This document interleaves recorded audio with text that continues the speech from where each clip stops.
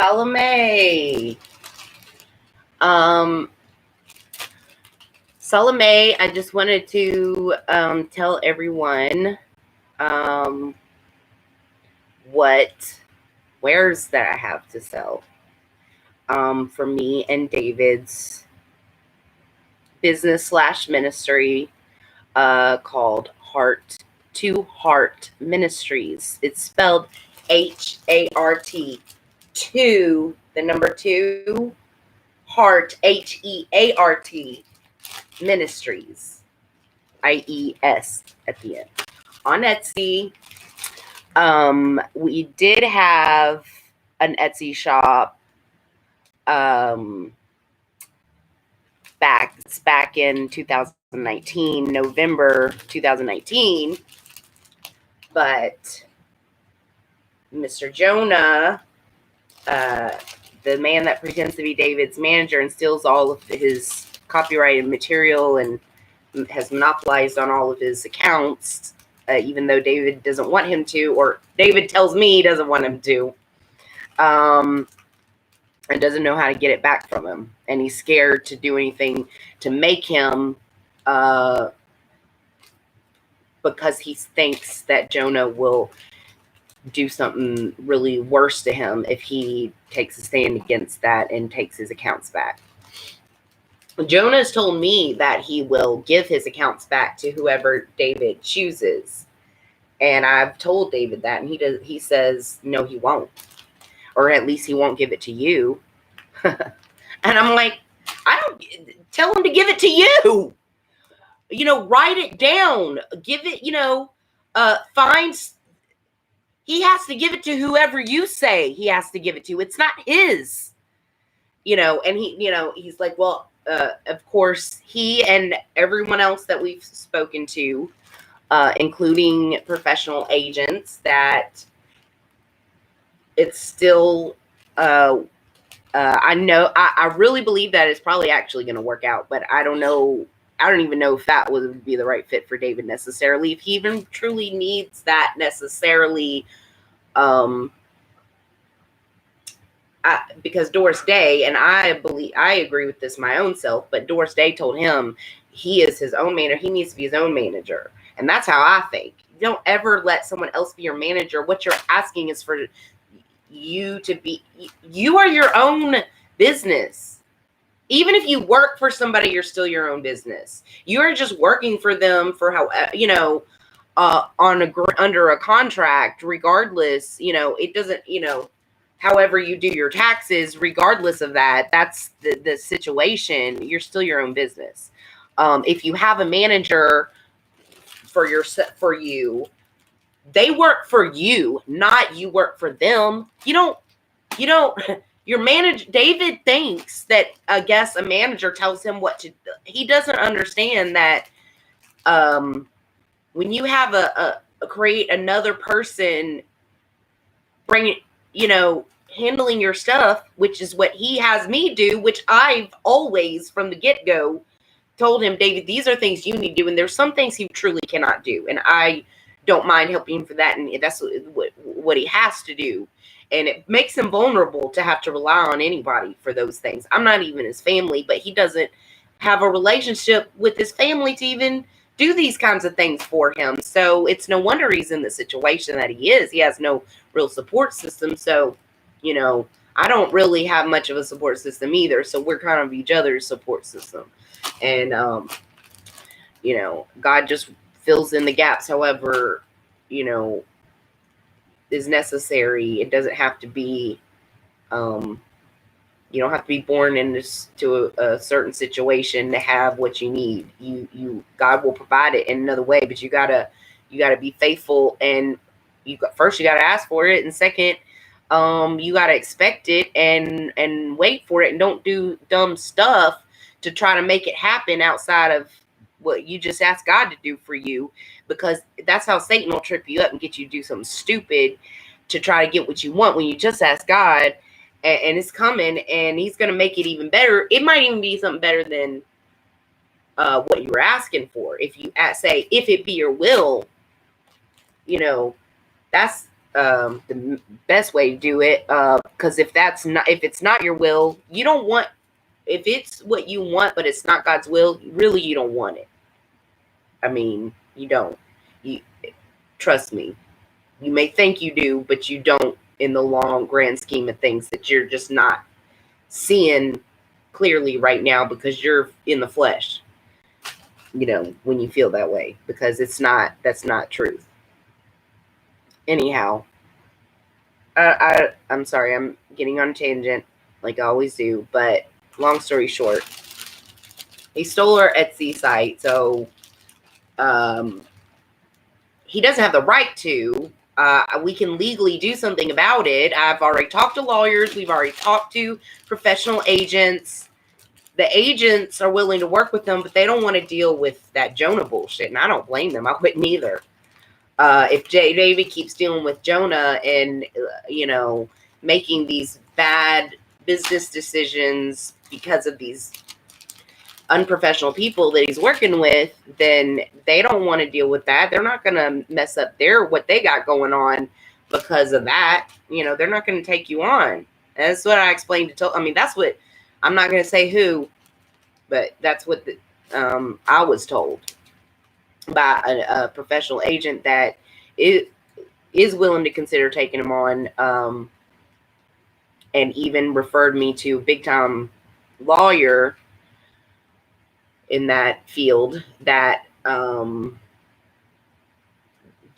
was real honest with me about it. I mean, it's just gonna be expensive as hell.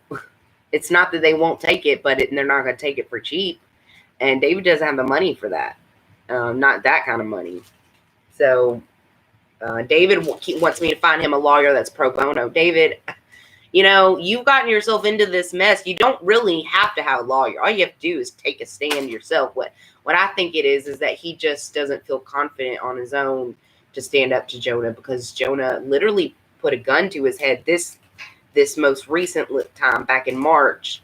Not Jonah himself, but he sent some goons of his with the gun.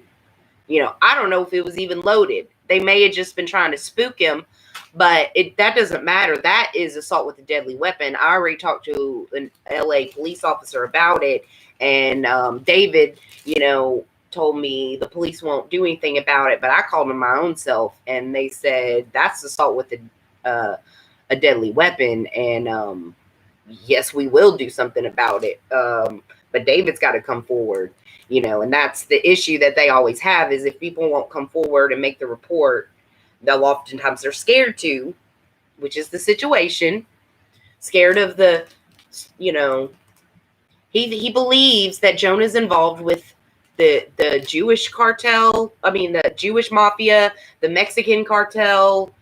I don't know if Jonah's telling him this thing, if this is just a paranoia or delusion he has, or if it's true. David tells me a lot of weird stuff, a lot of strange stuff.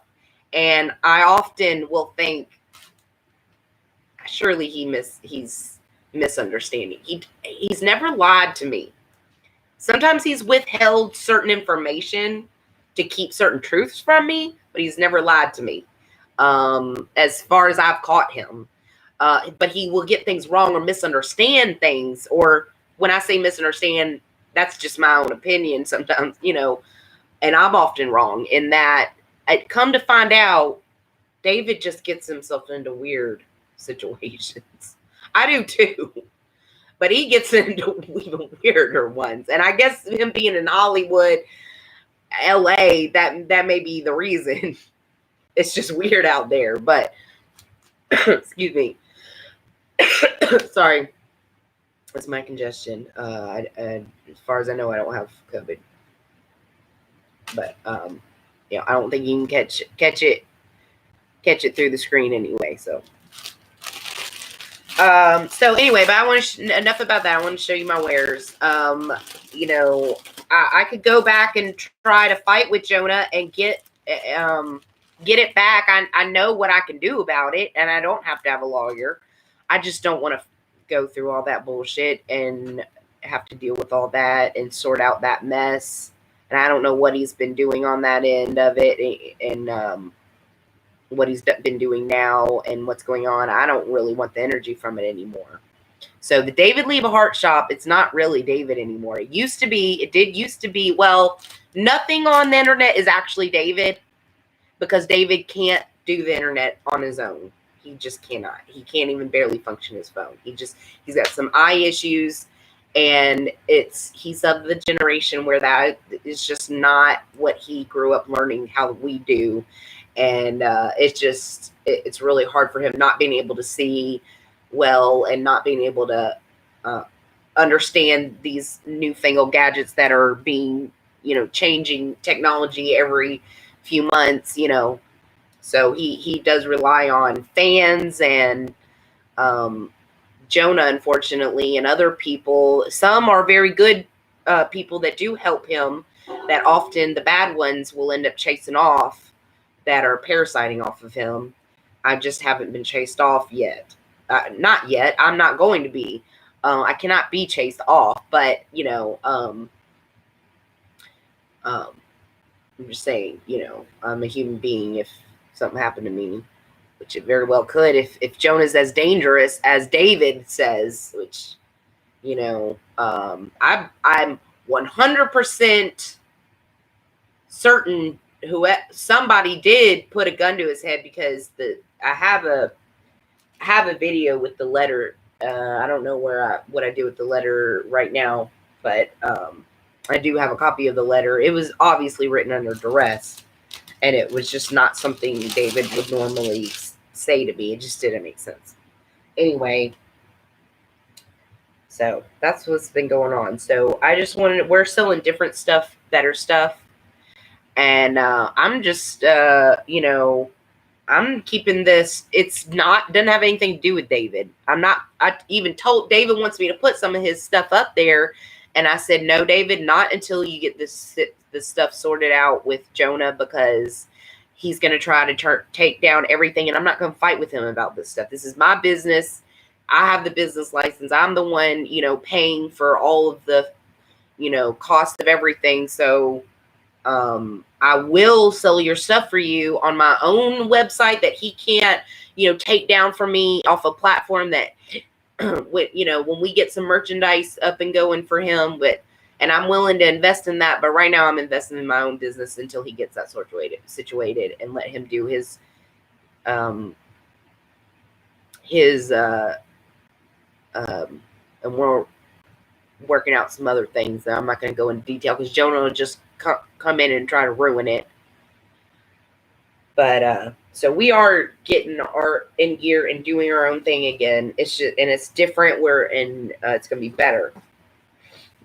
And I don't know what Jonah's doing, but it has nothing to do with us. It's not the David Leave a Heart Shop. If you really want to help David, or if you just like this stuff, if you buy it on Etsy right now, I mean, when I start selling David's merchandise, I will give him most of the profits and just take like 10% or something like I did last time.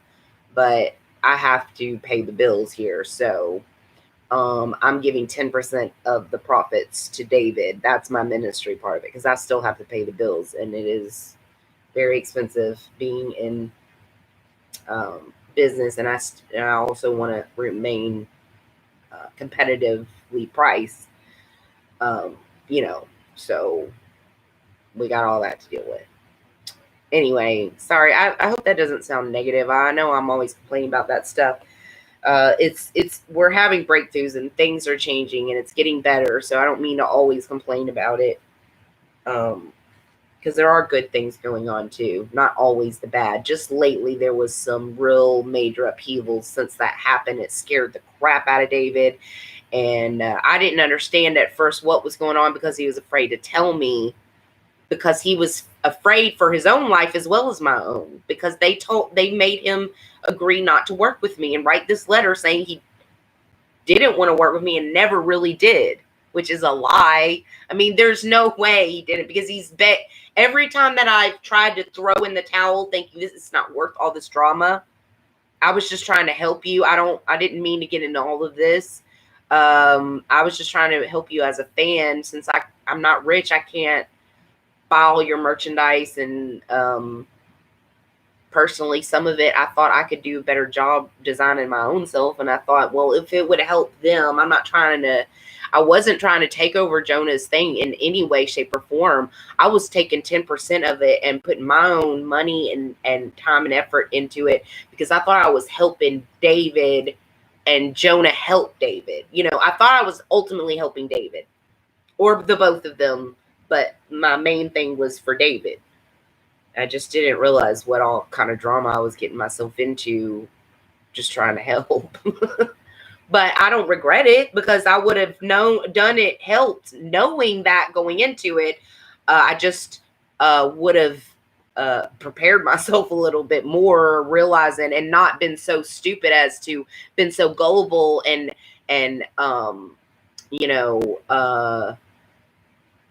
basically enabling Jonah to continue abusing him and doing this.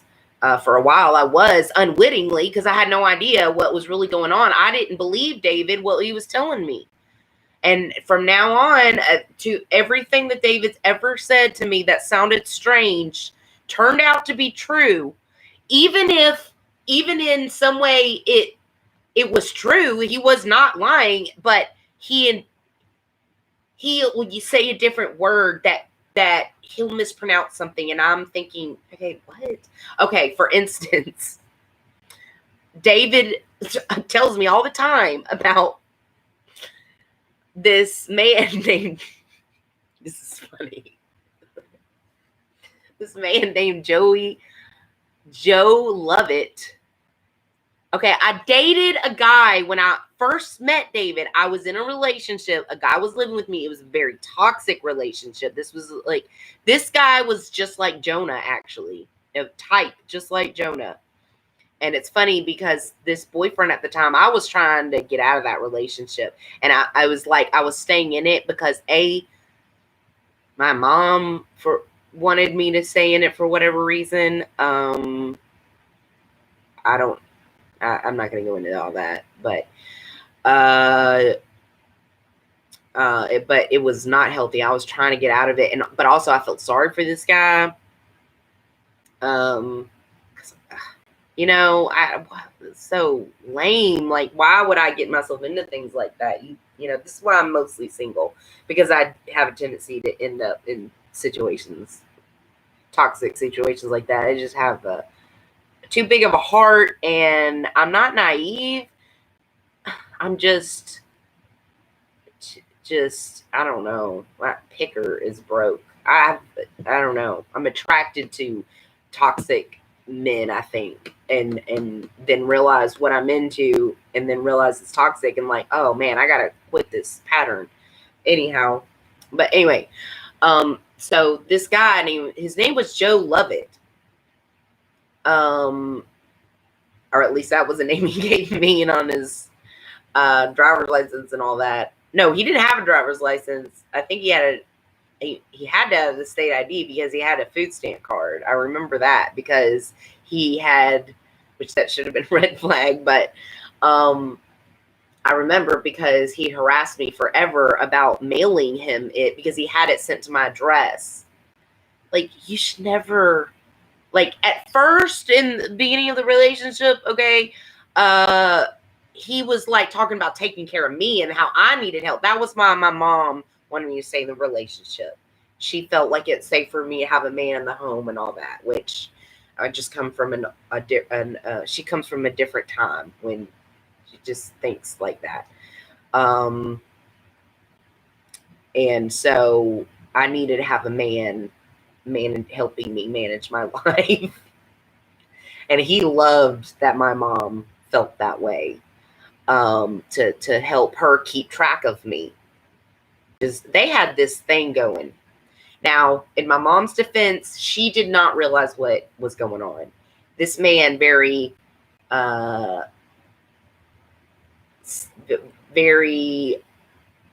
intentionally he was doing this with my friends, going behind my back to my mom, my friends, everyone in my life. And this is how Jonah is with David. This is a certain type. I know people talk about personality types. In my opinion, this is not a personality type. All personality issues and things like that have some kind of demonic warping of their personality. It's some demonic spirit that has done is control over them to cause them, because it can be delivered, it can be changed. It just usually doesn't, because most people don't realize that's what it is, and they try to fix it with just medicine, and some of it can be managed with that and helped with that. But if you don't get the spiritual and psychological and stuff, all of that in balance, you're not going to fix it. And there are some things that are just hard to fix than others. That's why Jesus said, some come not out but by prayer and fasting. There are some demons that are easy to just cast right out, and there are some things that, first of all, not only are they harder to cast out and take out, and there's a whole lot of them, there's stronger demons than others, and some of them have more legions behind them than others. That's how they work. But the other part of it is, and this is more serious, is that if you are delivered by a demon, if you do not accept the Holy Spirit inside of you, and you do not keep your house clean from the whatever it was that gave them a way in the first place, whatever that was. Now, if you're saved, I don't believe you can be possessed. I do believe you can still be harassed and have stumbling blocks that you invite your own self into. I don't believe you can be possessed. Now, I don't know that for sure theologically, where you could prove. I don't think I could prove that in the Bible somewhere, but just from my own personal experience and my own research as well, I don't believe that you can be possessed if you are saved. But you can still have demonic attachments. They're called strongholds, and I can't really explain that too well, other than kind of put it in the perspective of your immune system. You have a spiritual immune system that it doesn't matter if you are a believer and all that or not. You still have one, whether you know it or not. And if it's damaged in some way because of demonic environment, because we are in a fallen world, that can cause you to be more susceptible to a demon. If you're not saved, if you are not in an environment if you are in an environment infested with demons, that can erode your natural spiritual immune system, and they can get in that way. That's why you're supposed to protect your children from demonic influences. For intelligent Socrates had demons. I don't know what that means, but I'm certain Socrates did have demons, and I'm pretty sure he had a knowledge of demons and understanding of demons, like what I'm talking about. I think people back in those times just did anyway. Even the pagans understood. They might not have called them that; they called them other things, but they understood what these entities and people being possessed. They did believe in that, know about that, and have their own ways of delivering demons, which I believe there are ways to deliver demons without the name of Christ. I just don't think that consider them mischievous. Most of them, they're all mischievous, not just most of them, all of them. Just some of them are some of them are just more benign than others, perhaps, but none of them are your friends. They're all working for the enemy in one way or the other, but some are much more jovial. Some are you can, I guess, negotiate terms with them and get things. All of them will grant you things that you want, but the price it's never worth it.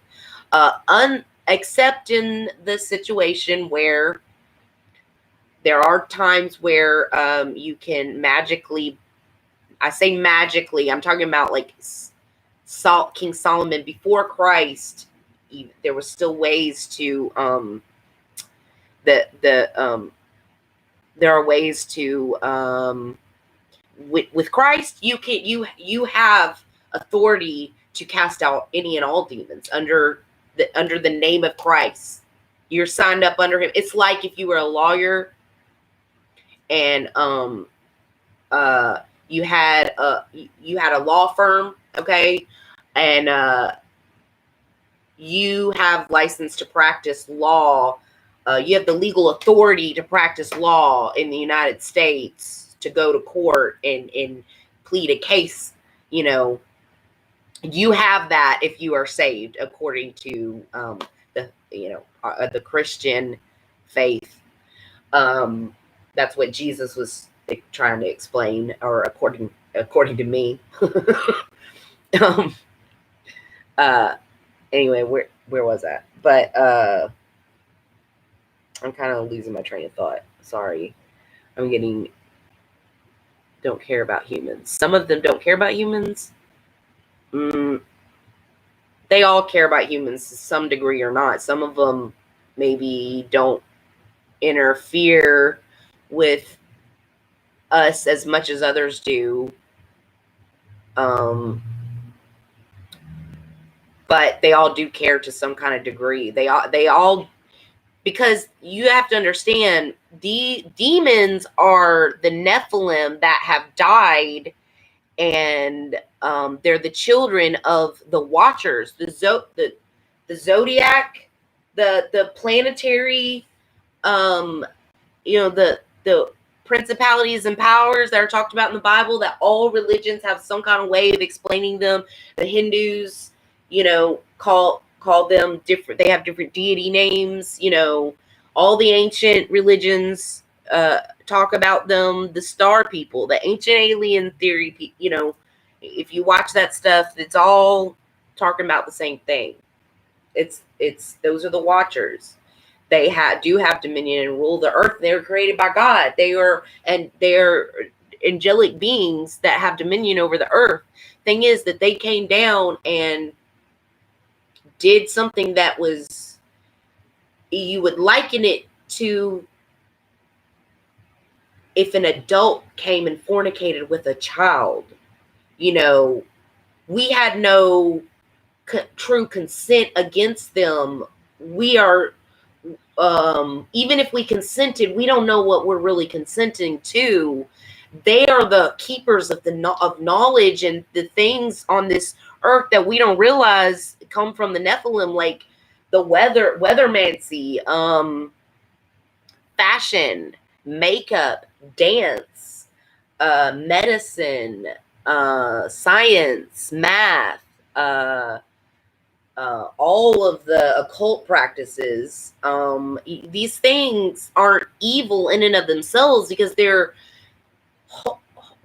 part of the creation, but that's more like, but the things that they have dominion over and authority over and rule over, they have corrupted and messed up for us, and that is an abomination. And God punished them and created hell for them, not for us, for them, for what they did.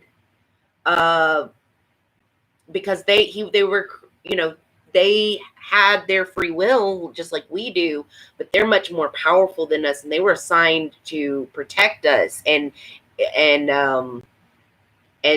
kind of sort of, in a sick, sinister way, I believe, at least told us that that's what they were doing, is giving us knowledge, or it might have even told themselves. You know how in the War of the Titans, these beings, I'm not real versed on mythology. I know a lot about a little bit of it. Certain things that interest me, I don't really know. I only know of that. I've only heard a little, researched a little bit into it. I just know that it sounds exactly like what the Bible is talking about, when it's talking about how these creatures came down. And there's so much evidence that this was some kind of, if you look at the megalithic structures and a lot of other weird things going on in this earth that scientists can't even explain, and historians don't truly understand. And then, they explain, and then come to find out they find something that, discredits that, anyway. But I was talking about how this guy was a demonic guy that I was dating. So I've gone into a whole other wormhole there. I don't apologize for that. That was a good wormhole to get into. But let's carry on. So the Joe Everett thing. So he broke up with me. I think he was jealous of Jonah more than David, probably, but he was jealous of the both of them. And not just that, he was just so insecure and jealous of my success. Jonah is just like this too. It's so weird how actually both me and David have a tendency to attract people in our circle who are like this. And I believe that phenomenon is just the fact that we're empaths and we are people of light, that people of darkness don't have their own light. So they are attracted to people of the light, but they want to steal and take from you because they don't have their own, and they're just a void, and all they can do is suck yours out because they don't have their own, because they're not plugged in to the light. When Jesus says go into the light, he's talking about plugging into the Creator, the very thing that actually created your spiritual immune system that makes you immune to demons in the first place. And when we do sin, what Christians like to call sin, all that is stuff that it's like if you created this, let's just we're just gonna call it the parable of the Sims, okay? Okay, it's just like the Sims, okay? Let's say you created this game. Let's pretend like it's like God. Let's pretend not in a sacrilegious way, but let's just we as human beings are little mini creators just like God, because we were made in his image, okay? That the Sims is basically based on the same concept, according to me. According to me, that's how I see it, because God is essentially doing a similar thing, except it's probably not a laptop. It's probably, I don't know what it is. I don't know if it's a watch that he wears and it's some crazy perfect mechanical thing that, like, it all has, it's like a giant clock that moves the planets everywhere, and these planets have influence on it, and it all has some kind of inner working that's perfectly connected, and it has some kind of end plan to it and purpose out of it that is just beyond what we can understand, because we're just the little Sims of it. We're like the other interface, and we're like dependent on whoever programmed us. Certainly they probably know better than we do in the game the cheat codes and the stuff to beat the game. I would imagine, wouldn't you think? And if you were just like, I don't really like how you plan this game. I want to do it this way. That sim is like, if you're the game creator, I mean, I've never had a sim actually do that because it's not programmed like that. They don't have that much free will. You can give them more or less free will. I give mine a lot of free will, but I'm so close to them, and I'm probably very micromanaging. They probably don't like it. I don't know, because they do complain, but I don't understand sim, because I'm not a perfect God. I'm like a little g God. That's basically what the Watchers did. They're not perfect gods, and they tried to be God and rule over us. Some of them might have had, like, when you say like certain demons are breeding with earth women, yeah, God seems very human and petty. God's not petty. These little g gods, the Watchers, are petty. And if you think God's that way, they have brainwashed you to think that, because they don't want you to know that they're the enemy, not you. It's just like in a parent alienation type of situation. You're going through a divorce, and the narcissistic parent cares more about getting you back than even the kids. And they punish, like Angelina Jolie and Brad Pitt. It's like that, where you're going to do whatever you can to make them look like the bad guy, even if it hurts the kids. Because you have to be in control, and that's yours, even though it's really not. Actually, it's not. In fact, technically, I mean, I'm not going to get into, technical details on that. Because, okay, that's maybe a bad analogy. I'm just saying it's like that. A lot of people have been in nasty divorces, and hopefully, it's an unfortunate thing that you see, hopefully mostly mildly in, divorce and custody cases and things like that.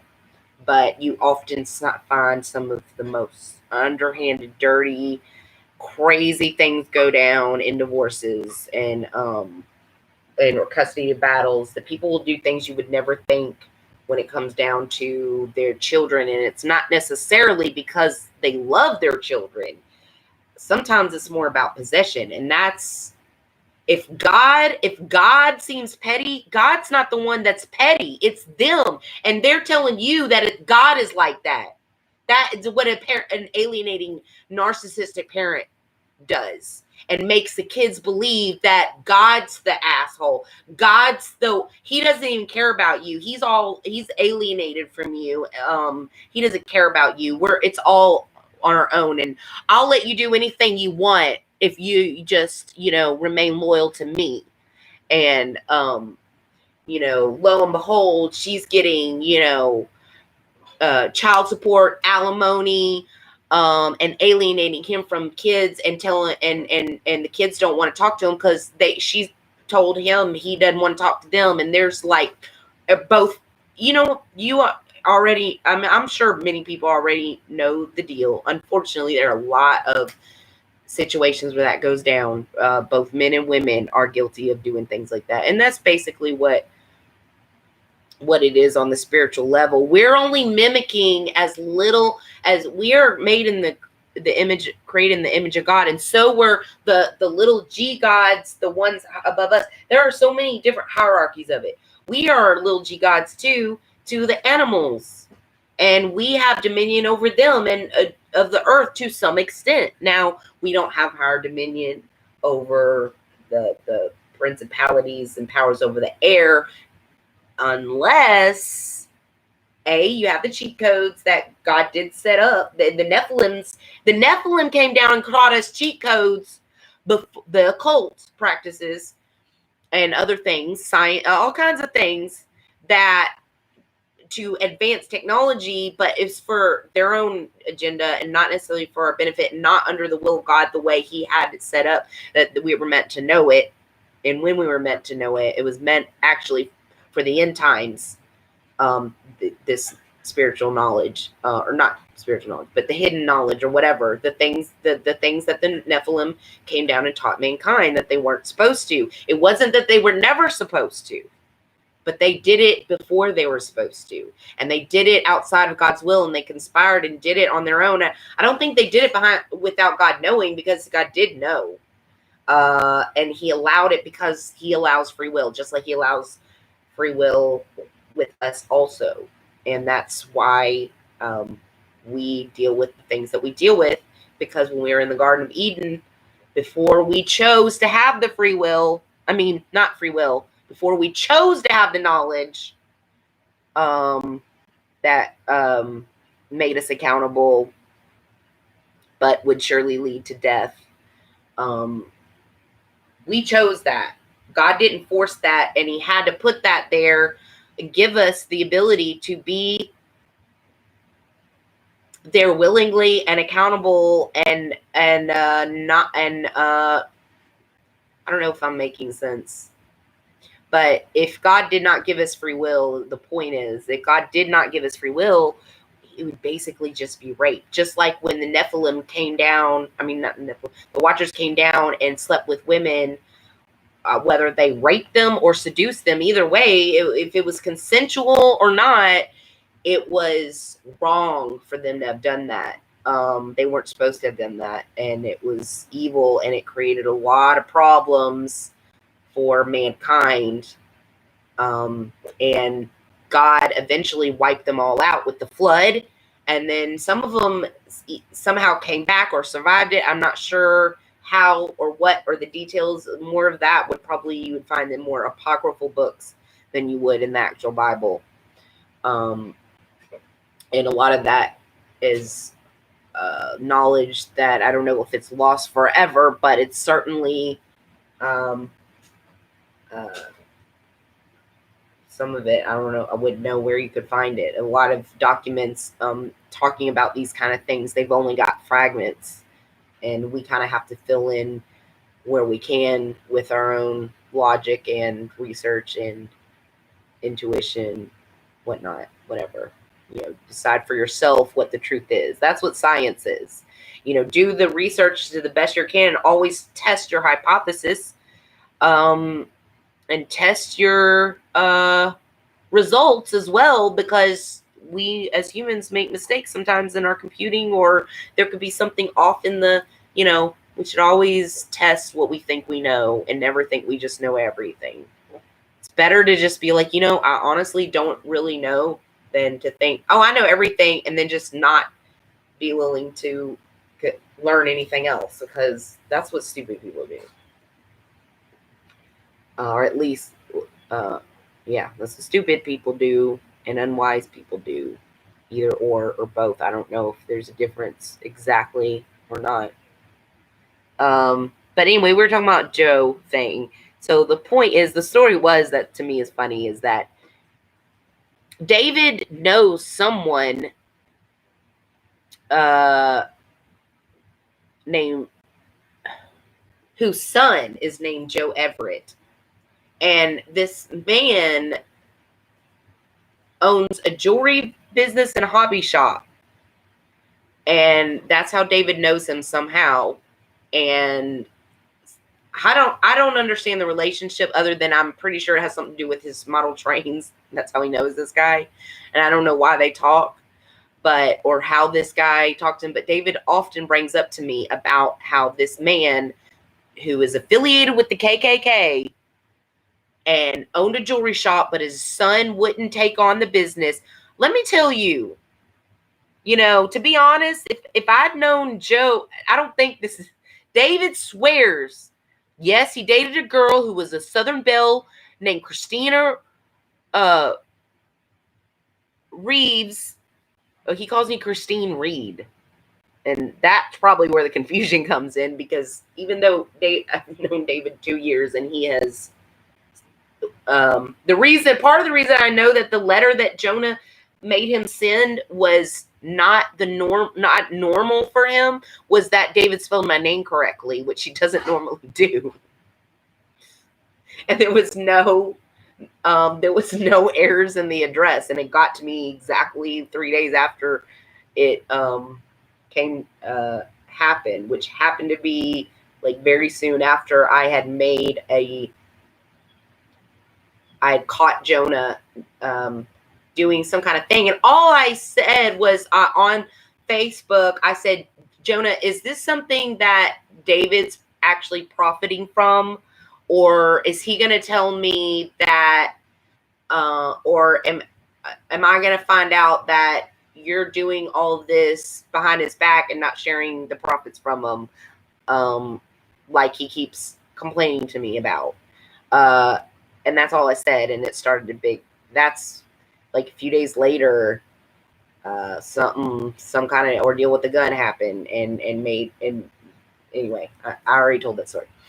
So, yeah, but for whatever reason, David thinks that Joe, the guy that I was dating when I first met David, that broke up with me, we had been broken up by the time we actually did the show that I hired them to do, that I put together, whatever. And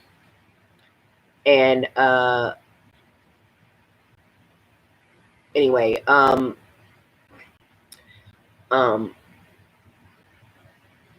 but it was known to him that a guy had broke up with me over them, because I told him about it. I was laughing about it. I was like, that, like, you actually, I was like, it was funny. Like, my boyfriend actually dumped me over this. Like, he was so jealous of me talking to you guys and just my success. It seemed like that it made him so insecure, and he just like did something really well.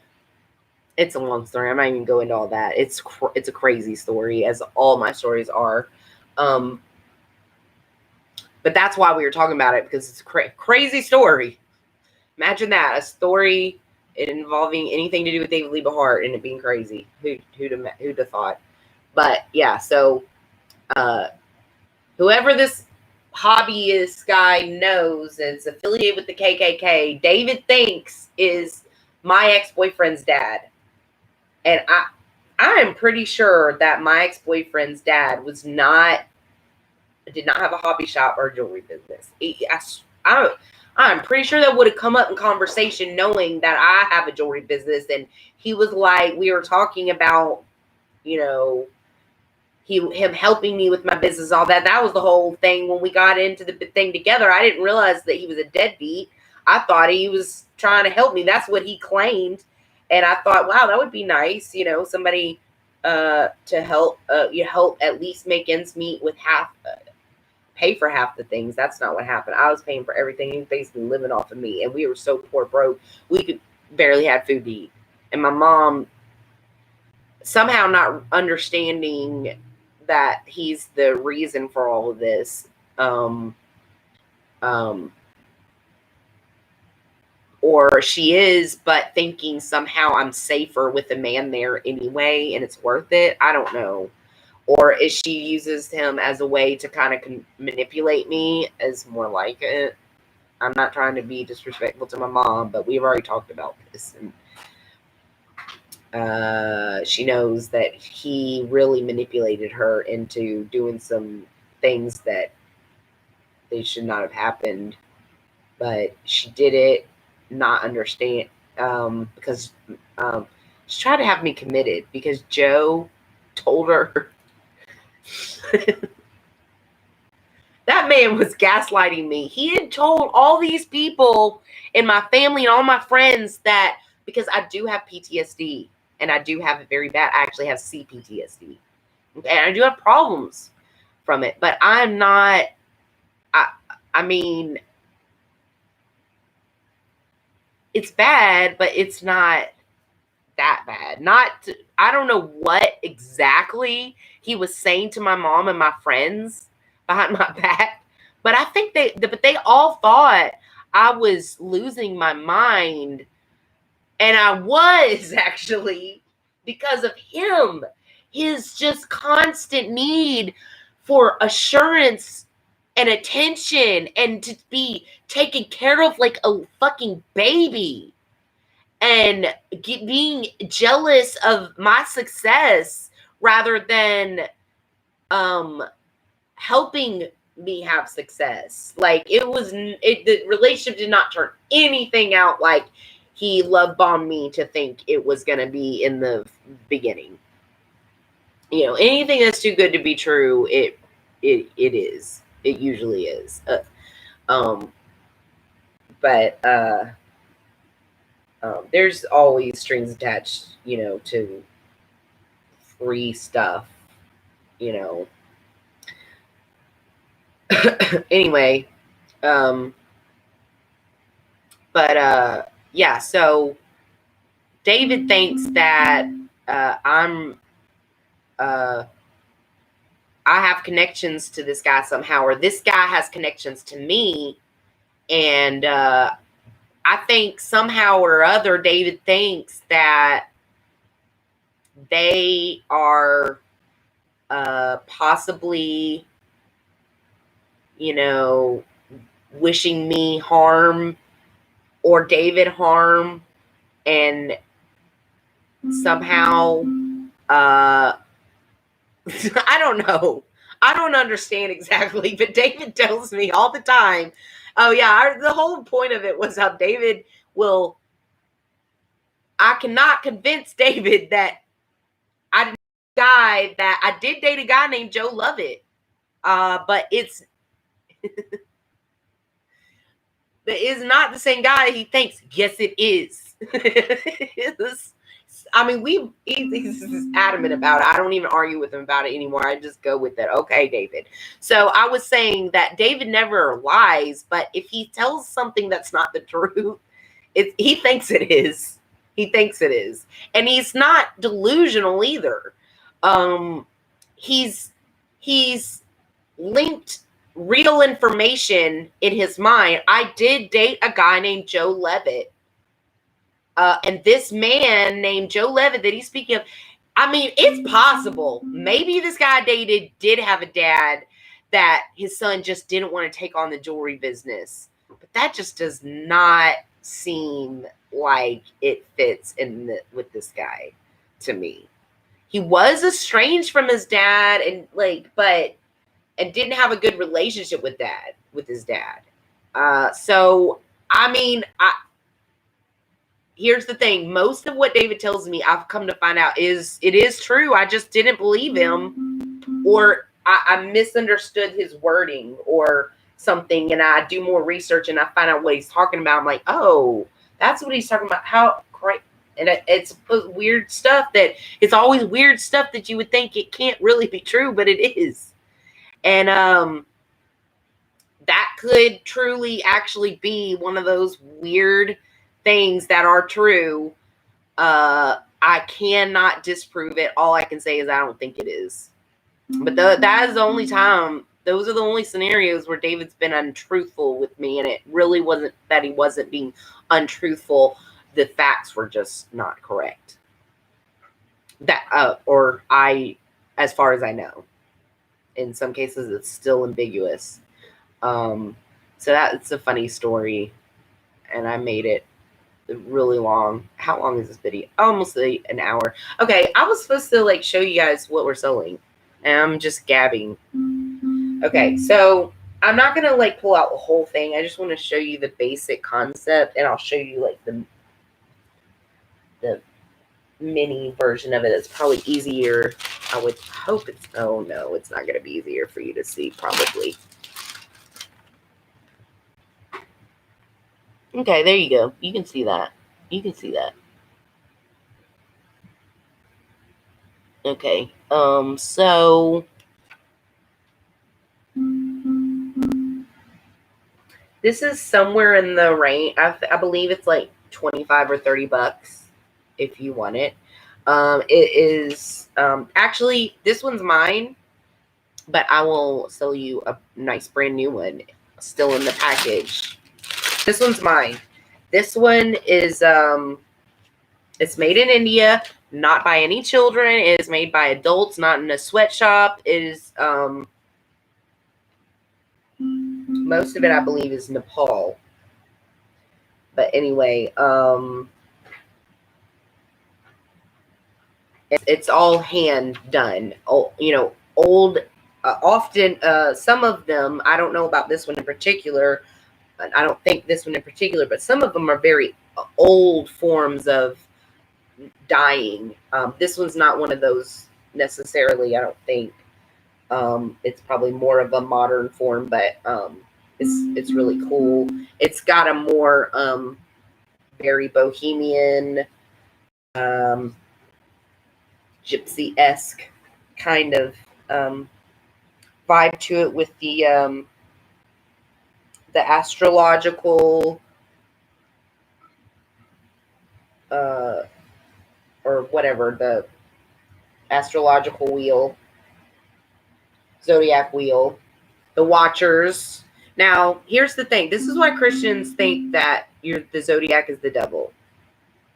I should probably turn that stupid thing off. My speaker is dying. Christians think that because those are the watchers, actually, so that makes sense, okay? But here's, you don't worship these things, and that is what the pagans did. They worshiped these things. or they just weren't aware of their influence, and that made they were vulnerable to them that way. Either way, it's dangerous to do that, because they are not your friends. Even the ones that claim to benefit mankind in some kind of way, there's always a trade-off. That's the things with demons. It's better if you need a favor, just ask God, man.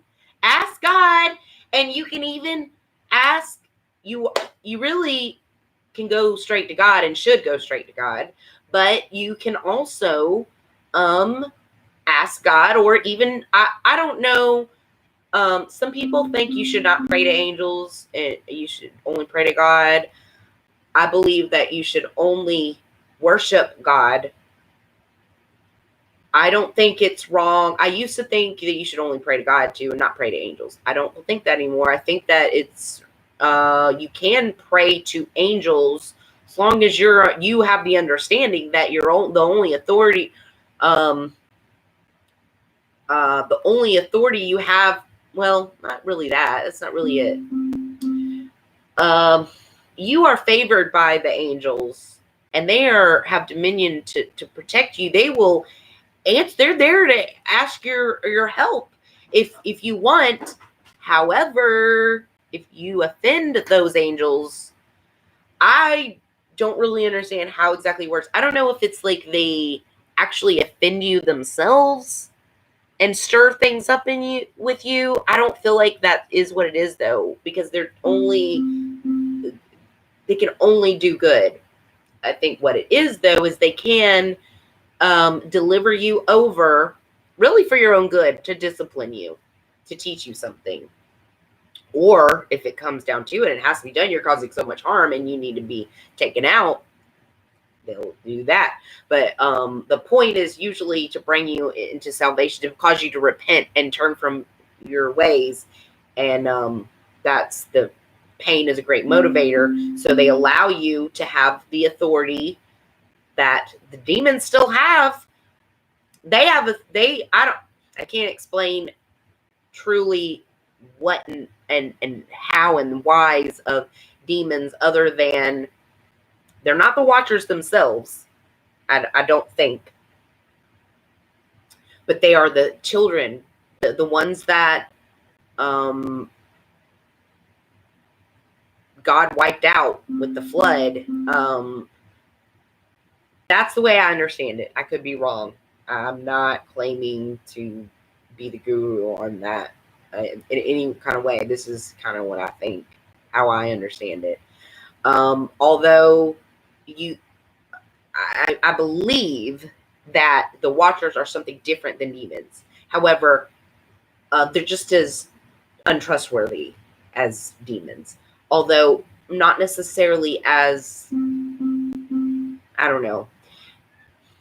I really don't know. I don't know if they are one's worse than the other. I think one's more powerful than the other, though, in that demons are not as powerful as the watchers. The zodiac, they have dominion. I think they have smaller power because they're stronger than us as humans, because they're part human and part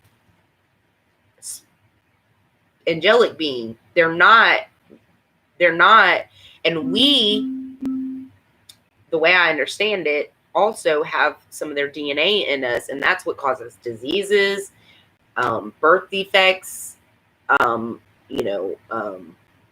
problems that mankind, why man isn't perfect anymore when we come out, is not because God didn't set it up perfectly. It's because the Nephilim have messed with our DNA, because they did this thing that they weren't supposed to do. They tried to take over. They tried to recreate the wheel, so to speak, when God already made it perfect. And they were like, we want to be rulers too. And we think we could do better. And that wasn't, some of them arrogantly might have thought, oh yeah, look at these humans that we're better than. We could better them if we taught them these things. But they're pride and arrogant, and they're wrong. And their true motive was probably more for themselves than actually us, obvious. I mean, whether they realize it or not, because they have, Our psychological archetypes come from them. That's why the zodiac signs line up with our personality traits and certain things, patterns on this earth that the zodiac signs influence and or represent. I don't know if any of this makes sense to anyone else but me. But David knows a lot of this stuff, and what he doesn't know, I mean, he usually agrees with me. He didn't agree with me about everything. He tells me when he doesn't agree with me. Trust me. But we're very like-minded. We'll just put it like that. Okay. So there's that. I have so many different colors and patterns, and I am going to put them up on my website eventually. I don't know what I have up on my website. I don't have very much up on the Etsy site right now. What I have up is tarot readings. Oh, the tarot readings that is something that I will give 90% to Dave, and I'll take 10% to cover the costs of my Etsy site and advertising and stuff. Those actually, I will, if you want David to do it with you, I will probably charge more, but David will probably do it. But we'll do a tarot reading with you, consultation with you. We'll have to set up an appointment time and call you and all that. It'll be complicated, trust me. So we'll have to work it out with David's schedule, and that can always be, there can be kinks in the plan sometimes when it comes to the genius of David. That's just a trade-off. He's very complex, so his ways are not our ways. I'm speaking of David, although it's true about God as well. But David is not God. I'm not comparing him to God. He's not someone we should worship. He's just a good mentor and minister to the public. That's why I do what I do for him, because he is a minister to me in his everything that he does. And he has ministered to me over the years when he didn't even know me. And for all these years, he brought me joy through comedy. And then he even passed on that prophecy to me. He said I would do that when he came to the show, September 2019, when I first met him, the one that I had hired him and Jonah to come to here. He told me that I would do that, and I didn't know I'd even still be working with him after that. I thought it was probably just gonna be a one-time thing, although I would have him come the next year if I could pull it off again, but I didn't know all this I would actually end up being like I don't know, I guess protege to my mentor and favorite puppet man himself. I had no idea God would bless me like that. Okay, but anyway, here's the other thing. I'm not going to open this up because this is for sale. But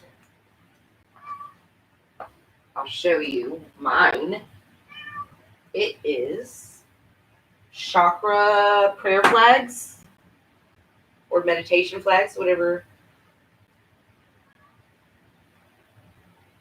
I don't know if there's something specific you're supposed to do with them other than help. I think it's just to help you remember your chakras. Okay, so we'll go through them together.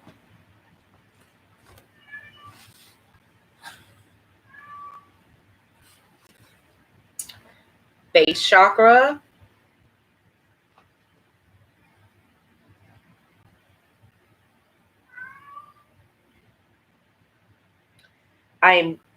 So your base chakra is basically your butt, where you sit, your root. That's your root chakra. I am connected with the energy of Mother Earth. My body, mind, and spirit are grounded, centered, and purified. Okay. The sacral chakra is your abdomen, I believe, and your groin area. And this is a good meditation. I love all dimensions of myself. I delight in weaving the creative tapestry that is my life, because we are little creators in ourselves. That's why we like to create, because we are made in God's image. He's a creator. We're just doing what, in a small way, what he does. That's why government is God ordained, even though it's imperfect, because we're running the show, or trying to badly, and not giving it over to the guy that created the whole, like, not guy, girl, whatever. I am,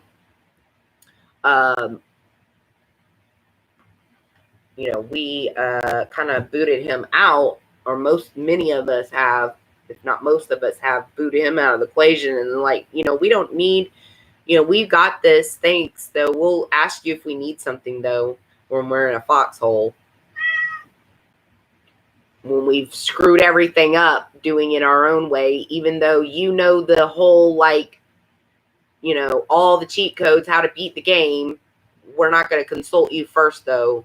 Very, very not wise. When we all do it, don't even realize that's what we're doing, but we all do it. Okay. So that's the sacral chakra.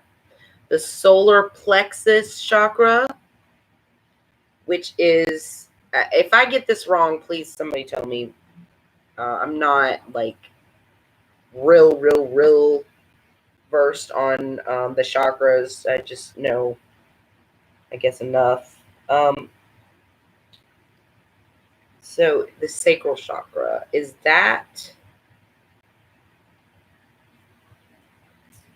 it your heart? I feel like, no, the heart chakra is the heart chakra. So I guess it's like here. This is like, okay, so your sacral chakra is like your lust for life, I believe. I could be wrong, but I think it's like your lust for life. It's where your genitals are. It's like your creative spirit, your drive, enthusiasm. Then the solar plexus,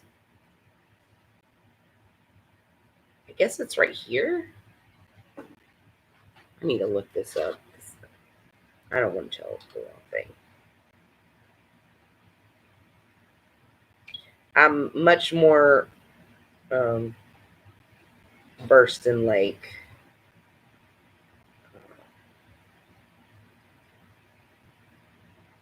tarot specific or other types of esoteric. I'm not real familiar into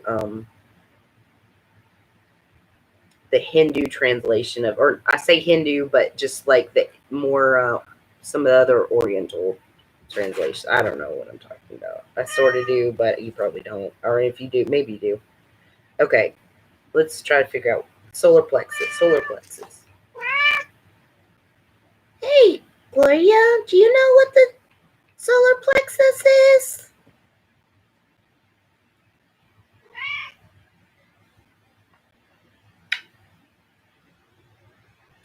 Okay, Manipura. I don't know. I think I said that right. The primary chakra, according to the Vedic tradition. But where specifically is it? Yeah, it's right there. Right here. It is. Okay, I might have said the wrong thing for your sacral chakra. I'm not sure if or not. Okay, but I'll figure it out in a minute and let you know. But it's your third chakra, the solar plexus, between the navel and the solar plexus.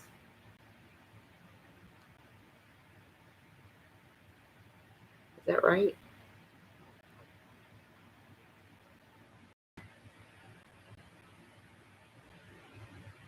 Yeah. Power, self-esteem, and strength. Oh yeah, it's like it makes me think of the sun card. I think that might be related. No, not necessarily. Like more like Aries and Ram, maybe Leo. Self-esteem, strength, power. Yeah, like Aries, Leo, uh, um, Sagittarius, maybe. Fire. Yeah, fire. Fire element. Okay, yeah, so that's the solar plexus. And then what's the next one?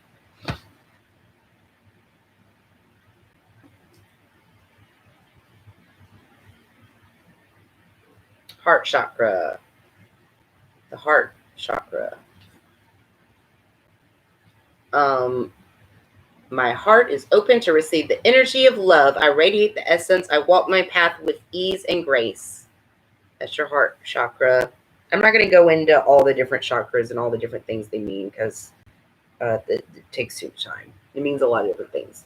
So, throat chakra, third eye, and crown. So these are just meditation flags to remind you of the chakras.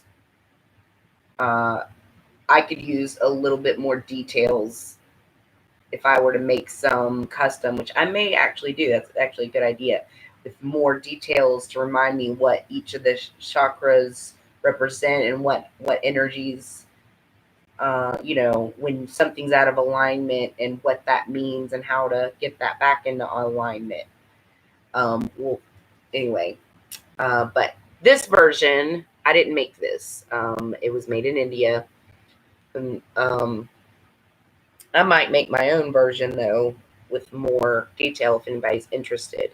But this, I believe, I have them on sale for $15. I believe it should be on my Etsy site. It's not just, oh, excuse you, Gloria. I think she was just agreeing with me. I'm sorry. She was just saying, yeah, it is. Remember?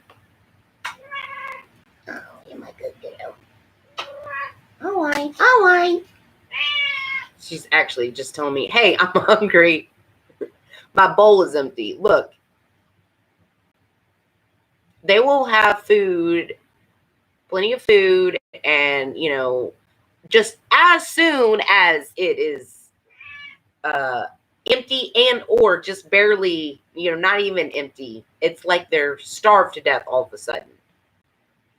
It just, I have very bossy cats. They don't stand for me to, I know she's telling me. She's telling me, but see, it's been probably empty for about an hour. That's my estimate. So she's starving to death. Come on, Gloria. I'll be back. I'll show you the other products that I have.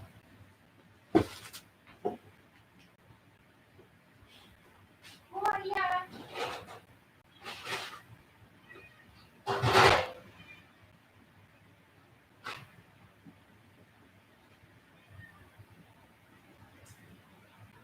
Where's your phone, Gloria?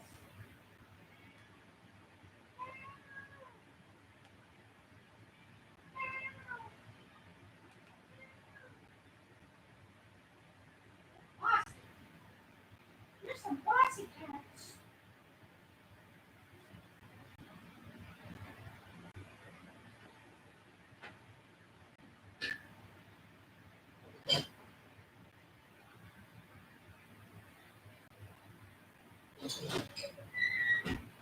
Yeah. Gloria.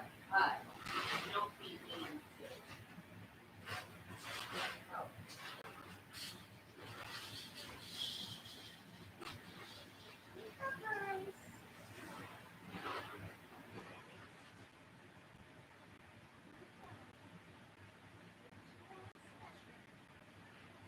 Gloria. Oh my God. You know what? You are just that is ridiculous, Gloria. That is just.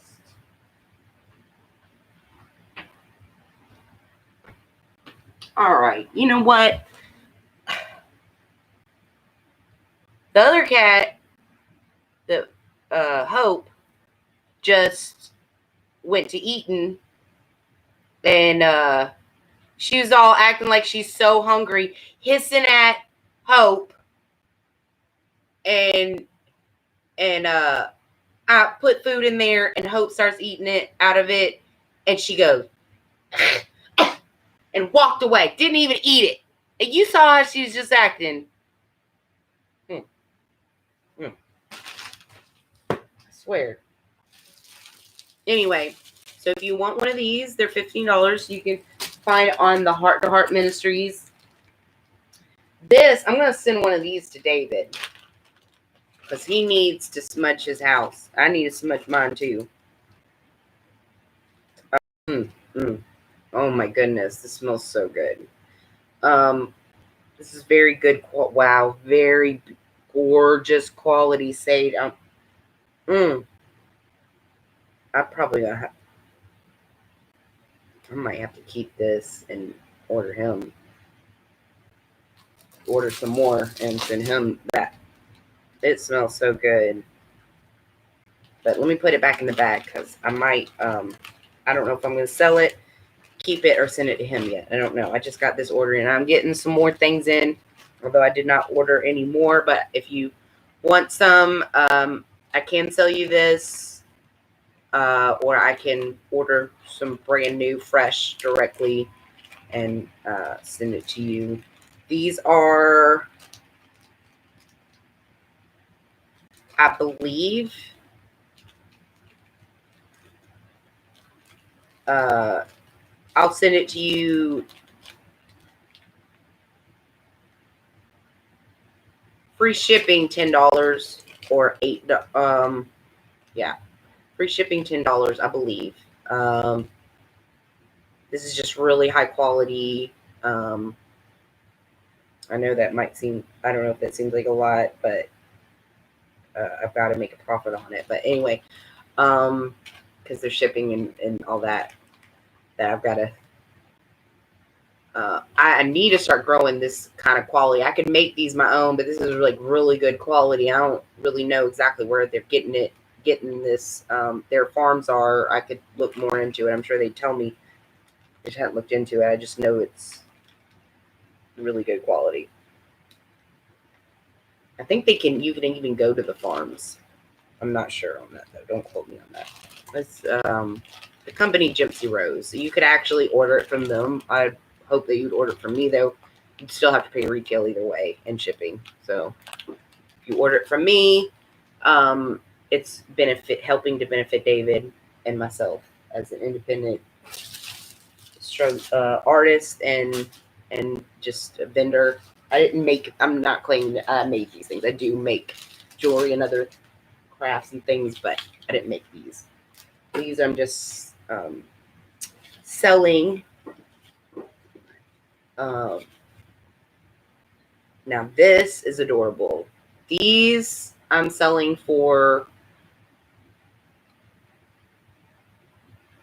$5 free shipping. Maybe $6. I'll stand by the $5, but I might end up selling for $6 just to help me the shipping and all that. You know, I already said that.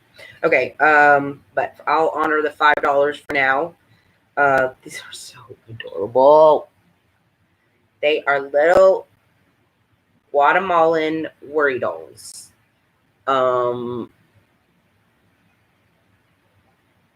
They're little people that you tell your worries to. Hello, you're telling me your worries. Okay, little tiny people. You could even say maybe little tiny puppets. But you tell your worries to them at night.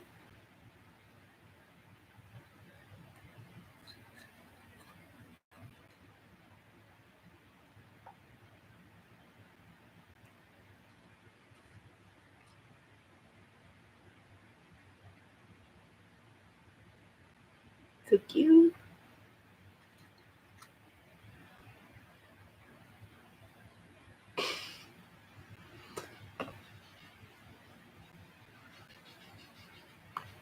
This makes me think of the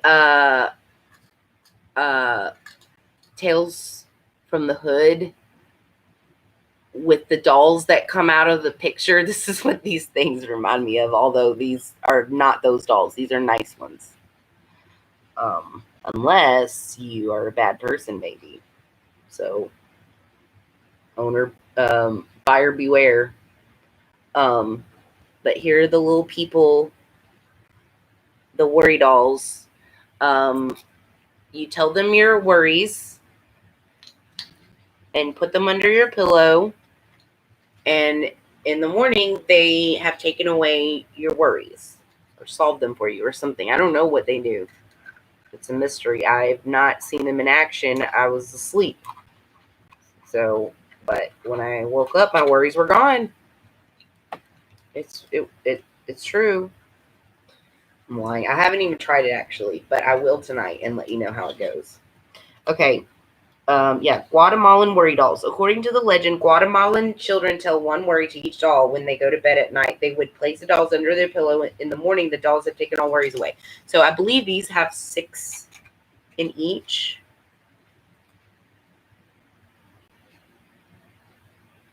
Yeah, they each have 6. So if you need more, I can get you more in there, or I can just sell you multiple packs. But I might just buy the worry dolls in bulk. They're so adorable. I have plenty of worries to keep them busy. So I have lots of these packs, though. I have the little boxes or the little bags, and I believe they're the same price. Where are the little bags? I really don't want to open one. I have my own bag somewhere, and I don't know what I've done with it. This might be it, but I'm not sure. I'm not going to open it because you already saw what they look like. But it's a little. This comes undone, and it's a bag that you can hang around your neck. You can put your weed in it if you want to do. I won't tell. The worry dolls will keep your secrets. Actually, you probably shouldn't put your weed in it. I don't know. They might be children, and I just think it'd be better to wait. Let them, wait till they're older at least before you at least tell them about that. So certainly before you expose them to get to it. Don't want to harm any children, and no children have been harmed in the making of these dolls as well. All of these products are child free. That's the company that I'm getting these from. That's a major thing of theirs. Like they guarantee that, and it's actually helps people in certain situations. Mom and pop and struggling businesses in overseas areas. It gives them business. They need business, and it turns out beneficial for us because I can give it to you at pretty decent prices because their prices are just different than ours. That's I'm not the only one that does that. That's just the way it is. I don't make it like that. But they have no chill. It's not no sweatshops or children. They're legit businesses that generally made mom and pop kind of small businesses that do a lot of traditional cultural arts and crafts and things. Anyway, benefits everyone, or I wouldn't sell it as far as I know. Okay. This one is, I'm thinking, it's probably $20. It might be a little bit less. I might could let it go for a little bit less. But I believe it's $20, possibly 20 with tax. I'll check and see if it. I may misunderstand the price I paid for it. Basically,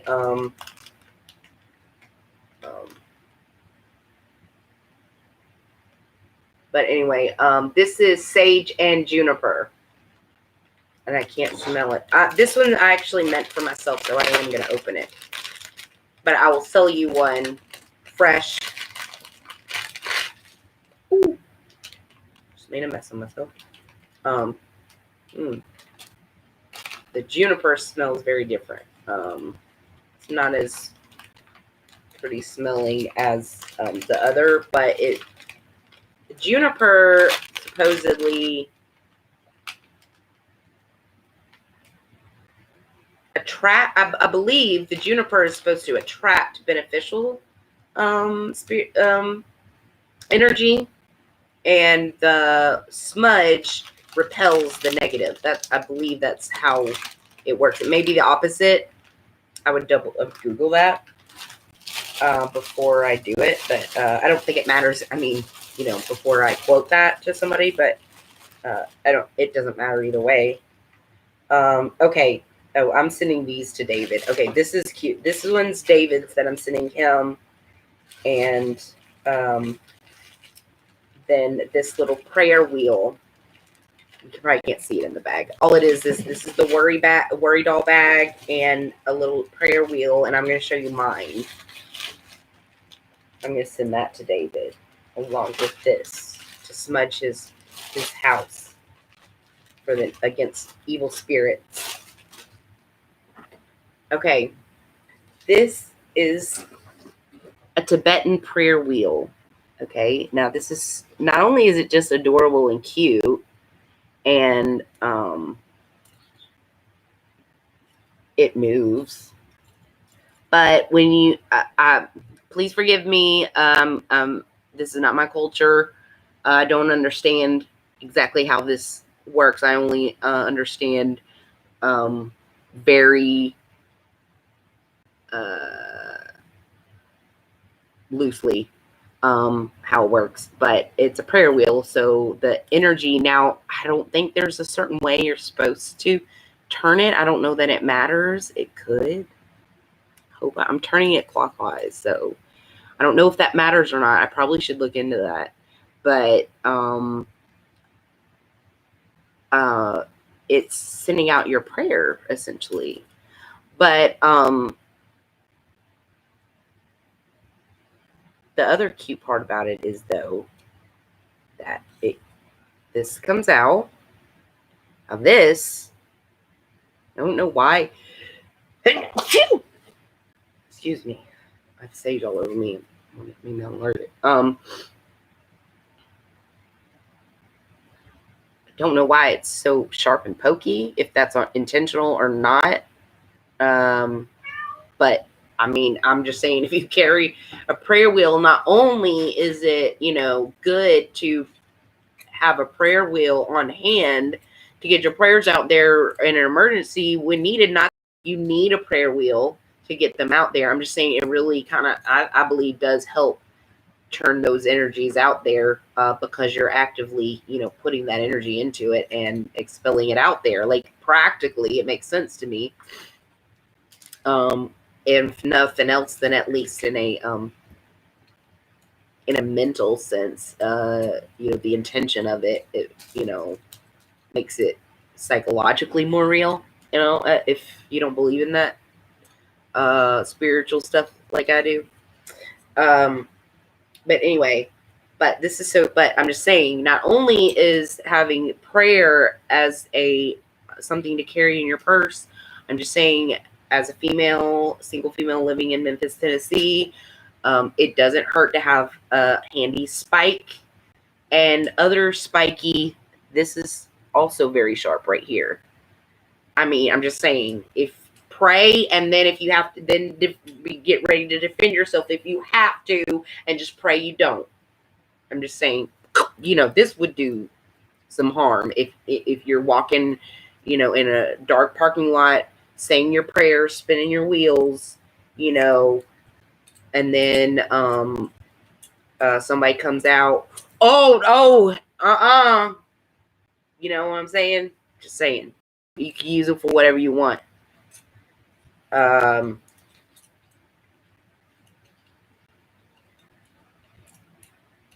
me get this. Okay, well, I'll fix that in a minute. But let me show you the other cute part. The compartment opens. The compartment opens.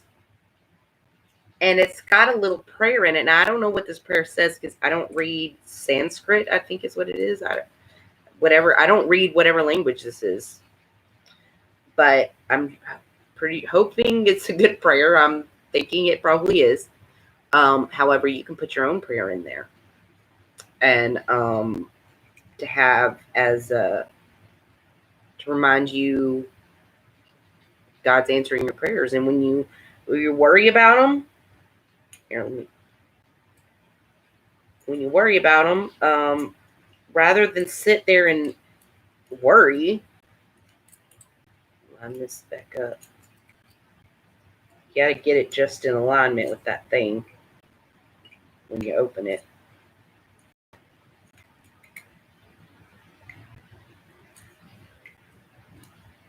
There we go. Okay. But, if you're just going to sit there and worry, might as well, how when you're worried, you need something to do to get your, I'm real fidgety anyway, even if I'm not worried. I just have a lot of nervous energy, I guess. Spin your wheel and remember that your prayers are going out, being heard. Anyway, I'm selling these for $25 free shipping. So I think that's pretty fair.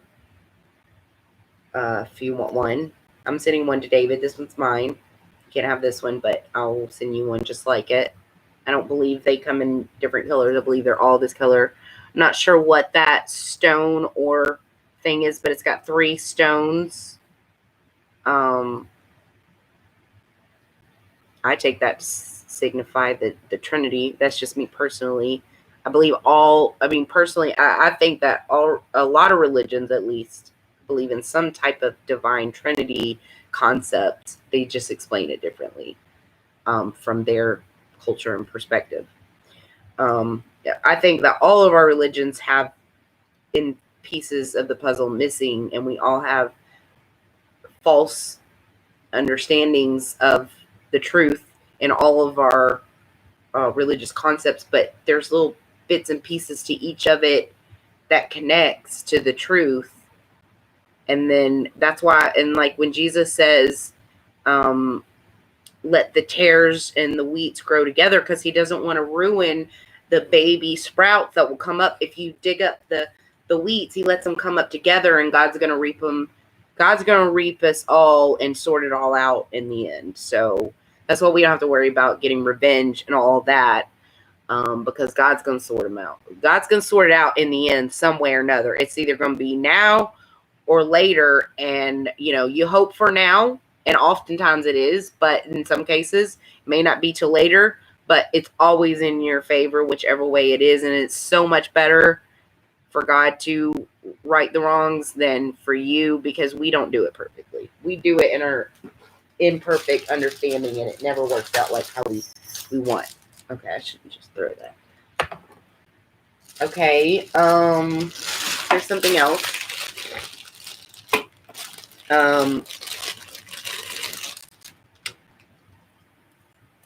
I thought these were cute.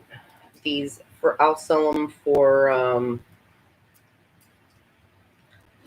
$6 free shipping, I think. I'll honor that, and if I have to change the price later, I will. But $6 free shipping. If you want one of these cute belts, hip belts, I'll demonstrate it. Oh, also my clothes. If you like this shirt, you can't have this one, but I'll get you one. I believe they're free size, so they fit everyone because this is like expandable. You see, but if you got,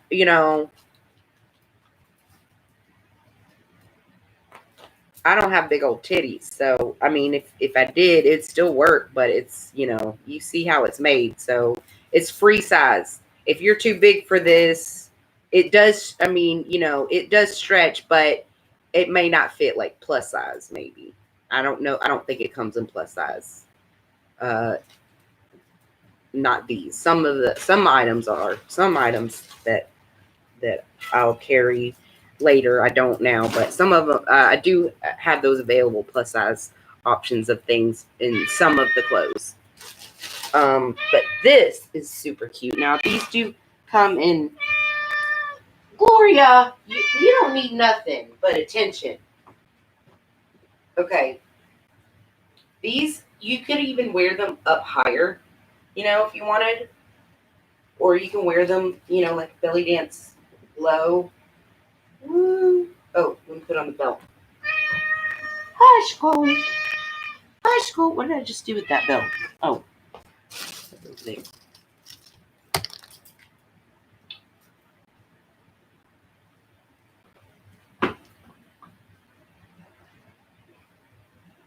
And I also have a multicolor one. It's like,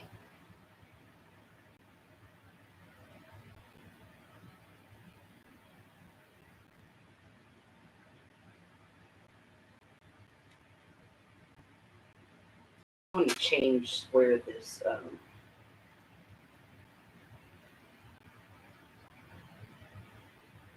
Oh, I see.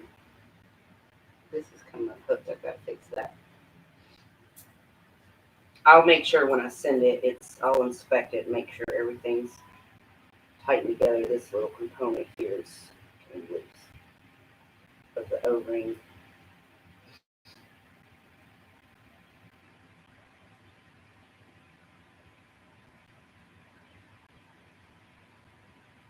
Okay.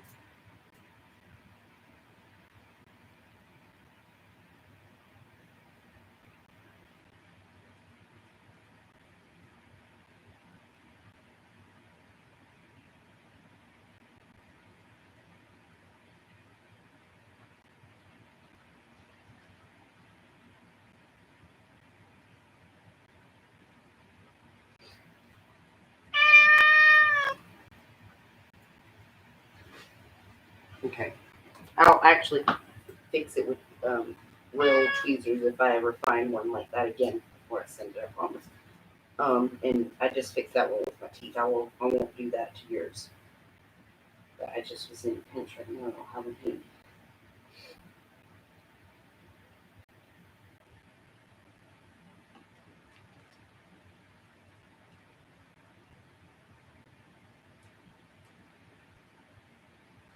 Okay, see? So if you're, I like it. It kind of reminds me of it's black and white. Or black and clear. My bad. Black and clear. So I could actually use that as a belly chain if I wanted to. Let me see.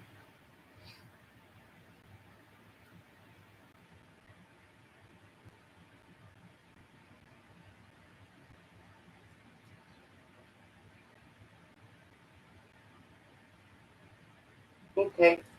Yeah, see? It looks like invisible, like this is black. That's cool. You can't see. Sorry. Maybe if I scoot you back just a tad. Okay. Well, you get the basic idea. So those are $6 each. Free shipping. I know it's cheap, right? I mean, it's not a real expensive item.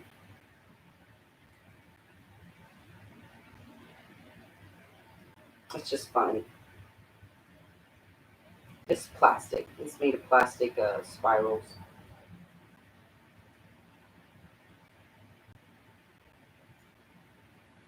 Okay, it's stuck on me.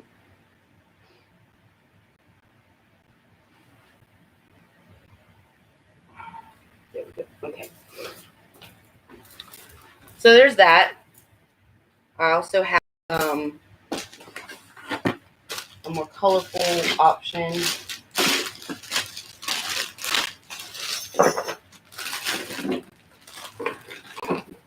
This one.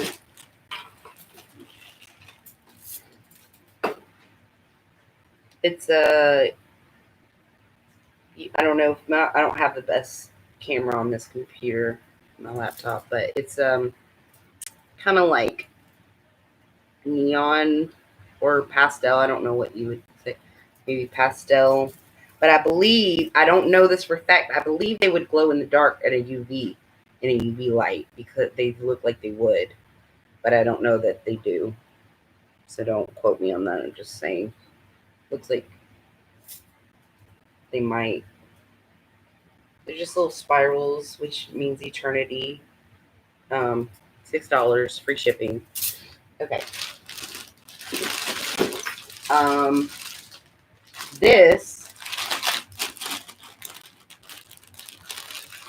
This one's mine, but I will send you a brand new one. I'm gonna go ahead and open it.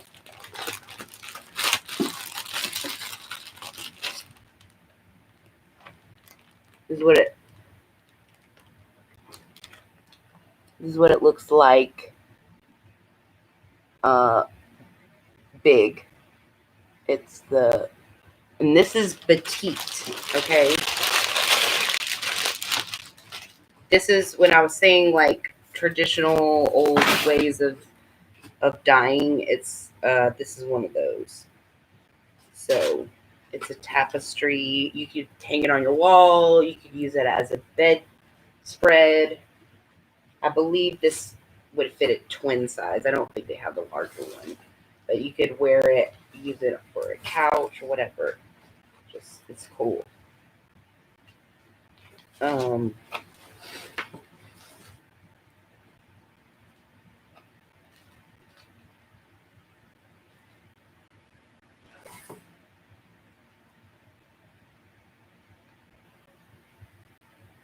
Who are you? Cute, huh? I believe this is 35 plus shipping. I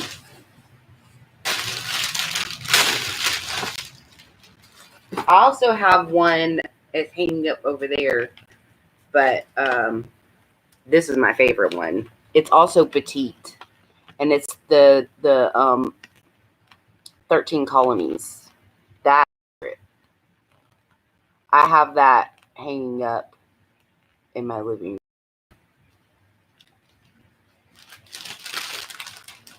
Okay, here's the belly dance skirt. I mean belt. I think this one is like 25 or 30 plus shipping. So 35 or 40 free shipping. I will let you know whichever. I'll have to look up how much I paid for this. But it's a hip scarf or whatever, wherever you want to wear it, really.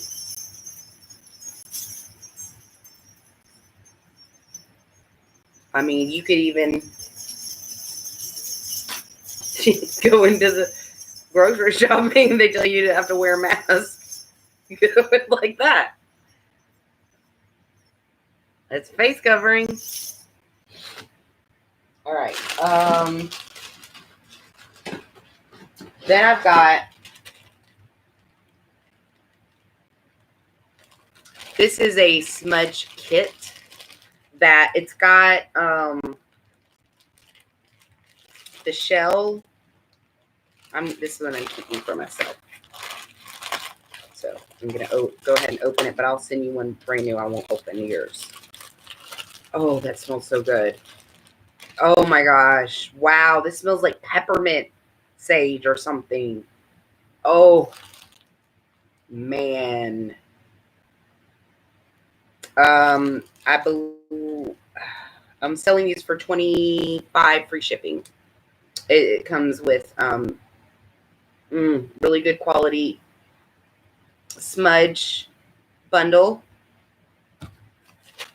Also, a little cute little feather to when you're burning it to get it the smoke out, distribute the smoke. Also, a lot of people put it out on these, okay, and use it to catch the falling. This is very beautiful, Shelly. You can't see the beautiful iridescence with this camera, really, but does not near do it justice. But it's a natural. What do they call this? My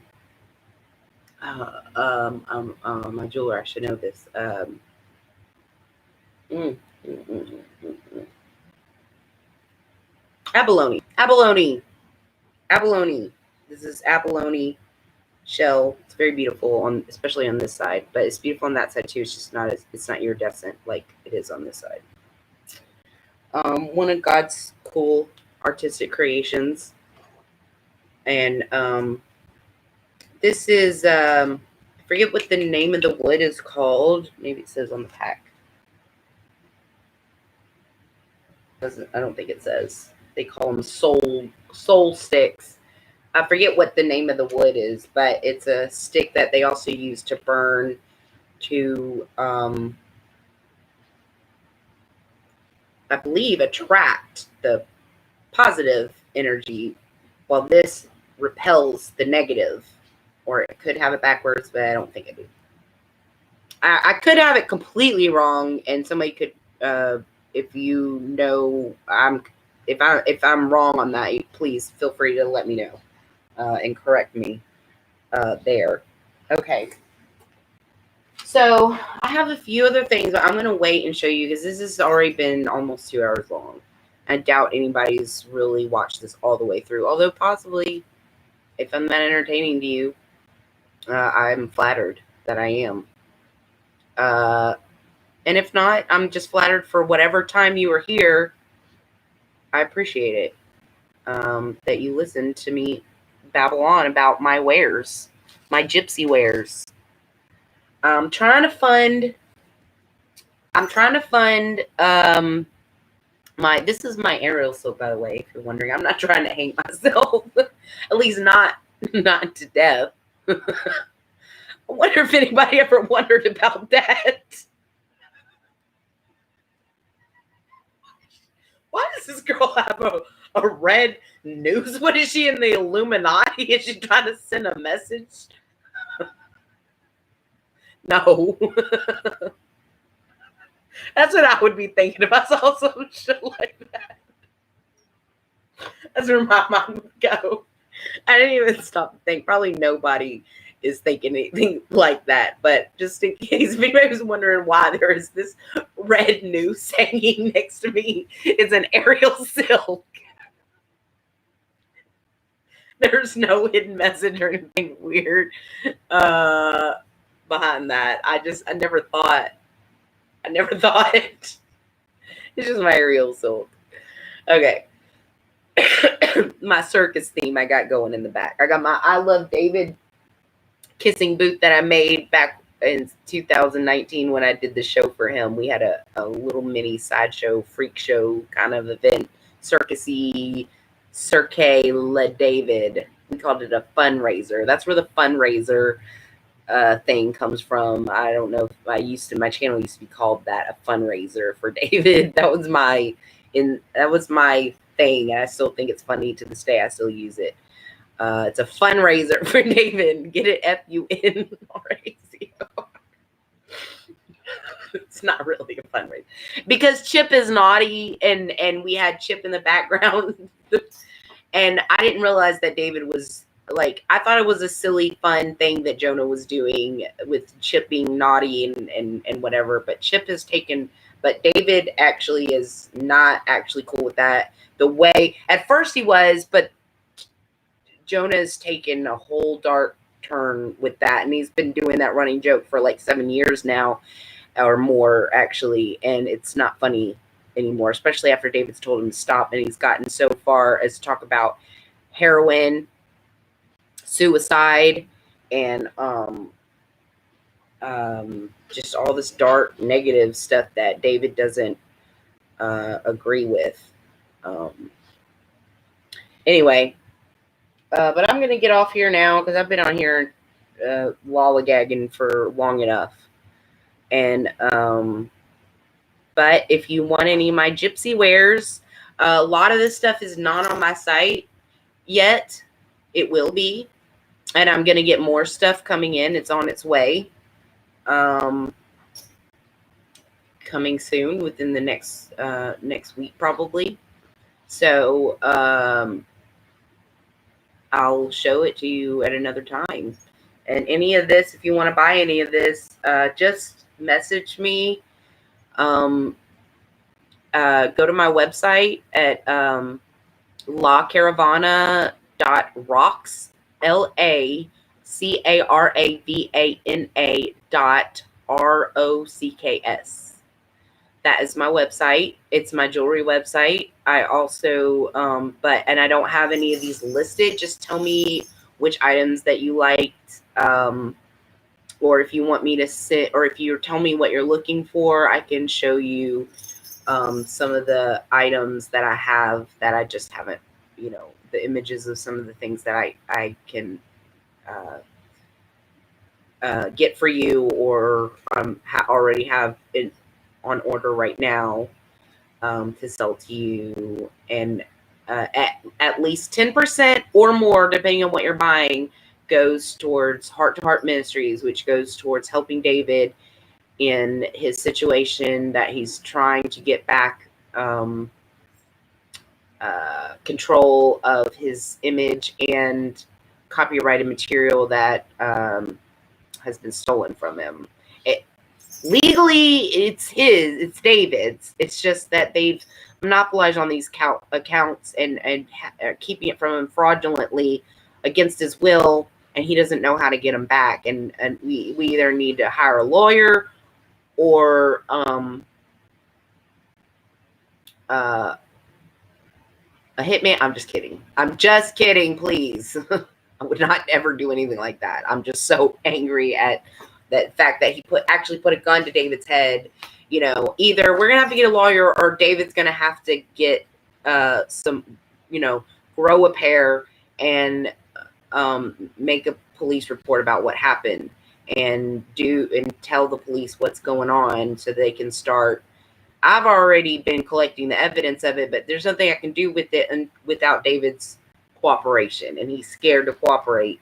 So we're doing, just pray for him. And if you want to help me help him, or if you want to send him money directly, I can get you in touch with him to do so. I'll have to vet the situation, make sure you're for real and all that, and we'll work that out. But just message me on my website, lacaravana.rocks, LACARAVANA.ROCKS, lacaravana.rocks. I don't have this kind of stuff yet, but on there yet, but I will. And but you can just let me know what you want or what you're looking for, and I'll give you better images so you can see what I've got to offer. Or otherwise, you can just wait till I put it up on my Etsy site. I do have some things on the Etsy site. It's Heart to Heart Ministries, HART 2, the number 2, Heart, HEART Ministries. You can go look. I only have a few items, and some of them I didn't even show you. And then some of the items I did show you aren't even on there yet, but I'll eventually get to that. It's just so time consuming. I have a whole lot of other things I'm doing. And I'm sitting here gabbing on the internet right now, and I really need to get back to doing all this stuff that I'm supposed to be doing to get this stuff together. I'm going to start selling it locally around here, as well as I'm selling it online. So And also am a jeweler. I do jewelry repairs, jewelry appraisals, like refurbishing, restyling, or selling you jewelry if there's something particular you're looking for, either custom or I have plenty of already pre-made things I can sell you, and whatever. Go on my website lacaravana.rocks to see some of that, and or just send me a contact message on there. Go to the contact thing and send me an email and whatever, and give me a shout out if there's something you want, or if you just want to tell me something, whatever. Just go to my website, and there's a little connect. That way you don't have to remember my email. It'll just link you to it. And that's it. It's almost been 2 whole hours, so I'm just gonna cut it off here. Salome. Till next time.